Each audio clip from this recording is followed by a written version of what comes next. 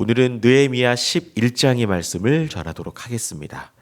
이스라엘 백성들이 바벨론 포로 이후에 돌아와서 1차, 2차, 3차에 걸쳐서 예루살렘 성전을 건축하고 그리고 이제 예루살렘 성벽을 건축하면서 이제 백성들이 그 땅에 들어와서 정착하는 장면이 기록되어 있습니다. 특별히 오늘 느헤미야 11장은 이 예루살렘의 백성들이 거주했다. 즉 예루살렘의 백성들이 다시금 하나님의 땅에 돌아왔다라는 그 의미를 강조하는 본문이라 할 수 있습니다. 오늘 본문은 굉장히 간단합니다. 예루살렘에 거주하는 자들의 명단이 기록되어 있고 그리고 예루살렘이 아닌 다른 성읍에 거주하는 명단들이 기록되어 있습니다. 여러분들 성경에서 예루살렘은 굉장히 중요한 한 지역을 의미합니다. 그곳에서 하나님의 말씀이 임하는 곳이고 그 말씀이 백성들에게 선포되는 아주 중요한 곳입니다. 그리고 이 예루살렘이라는 이 지역 자체가 사실은 하나님의 언약이 어떻게 실현되고 있는지 그리고 하나님의 임재하심을 확인할 수 있는 가시적으로 볼 수 있는 유대인들에게는 예루살렘은 너무나 중요한 곳이었습니다. 그러니까 아마도 이 바벨론 포로에 잡혀갔던 사람들은 어떻게 보면 이 예루살렘을 잃었다는 아주 큰 슬픔과 그 다음에 실망과 좌절이 컸습니다. 왜냐? 만약에 이들이 예루살렘과 단절이 됐다면 마치 하나님과 단절되는 듯한 그런 아주 중요한 의미가 담겨 있는 곳이 바로 예루살렘이기 때문이죠. 특별히 예루살렘이라는 이 땅이 다시 회복됐다는 건 무엇이냐면 하나님의 언약이 회복됐다는 것입니다. 여러분들 성경은 언약의 책입니다. 그래서 창세기부터 요한계시록까지는 하나님의 언약을 중심으로 기록되어 있는데 이 언약이 끊겼다. 즉 예루살렘이 빼앗겼다. 예루살렘은 상실했다는 것은 언약에서 우리가 제외됐다. 언약에서 제외됐다는 건 우리는 구원을 받지 못한다라는 것이 유대인들에게는 너무나 큰 기도 제목이었는데 예루살렘 이 땅으로 돌아왔다는 것은 하나님께서 우리에게 주신 그 언약이 그래도 하나님의 은혜로 회복이 되고 있구나라는 것을 의미하고 있죠.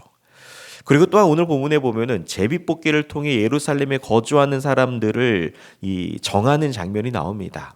특별히 이 이스라엘 공동체 언약 백성들은 하나님께서 공동체로 묶어서 하나님께서 백성들을 인도한다는 거예요. 그래서 우리 동산교회도 이제 주님의 몸인 교회 이 공동체 단위로 하나님께서 은혜를 주듯이 이스라엘 백성들도 예루살렘에 돌아와서 이 공동체로서 하나님께서 그들을 예루살렘의 언약 가운데 백성들을 인도하고 계십니다. 이러한 내용이 기록되어 있는 이 느헤미야 11장에서 오늘 저와 여러분들이 좀 묵상하고자 하는 내용은 무엇이냐면 오늘 본문 2절의 말씀에 보면 예루살렘에 거주하기를 자원하는 사람들이라는 표현이 있습니다. 여러분들 이거는 어떤 의미를 우리들이 좀 적용시킬 수 있냐면 하나님 나라에 자발적으로 순종하는 사람들이라는 거예요. 그러니까 당연히 언약과 예루살렘이 중요하다는 건 알고 있지만 억지로 백성들이 그곳에 들어가는 것이 아니라 예를 들어서 교회를 억지로 나오는 것이 아니라 하나님의 은혜에 감사하면서 자발적으로 순종하며 나가는 사람들이라 할 수 있는 겁니다. 그러니까 하나님께서 진짜 원하는 하나님의 백성들의 모습은 무엇이냐면 하나님께 억지로 나아가면서 순종하는 것이 아니라 하나님 앞에 자발적으로 순종하는 삶인 줄 믿습니다. 여러분도 우리가 하나님 앞에 나아갈 때도 한번 좀 생각을 해보십시오. 우리가 하나님 앞에 나아갈 때 우리가 억지로 나아간다는 것은 우리의 마음이 딴 곳에 있는 것과 같습니다. 그리고 우리가 신앙이 있다라고 입술로는 고백하지만 실제 내가 거듭나지 않을 수도 있는 그런 아쉬움과 어려움과 약점이 우리들 안에 있을 수 있다는 거예요. 그래서 신앙생활은 무엇이냐면 정말 내가 마음과 뜻과 정성을 다해 하나님을 사랑하는 마음으로 자발적으로 하나님 앞에 순종하는 사람들인 줄 믿습니다. 여러분들 하나님 앞에 자발적으로 나오는 사람들은요 기쁨과 감사가 있습니다. 여러분들 우리가 하나님 앞에 예배 드리는 거 그리고 예를 들어서 헌금을 드리는 것도 마찬가지입니다. 여러분들 우리가 헌금을 드릴 때도 우리는 억지로 드리지 않습니다. 우리는 자발적으로 헌금을 드립니다. 왜냐하면 하나님께서 나에게 주신 그 놀라운 은혜와 사랑에 감사하는 그 기쁨과 마음을 담아서 하나님께 자발적으로 나아가는 거죠. 여러분도 이렇게 하나님 앞에 자발적으로 나아갈 때에만 우리는 하나님과의 깊은 교제의 관계에 들어갈 수 있다는 것입니다. 우리 하나님은 영이신 분입니다. 그리고 우리 하나님은 인격이 있는 분이시죠.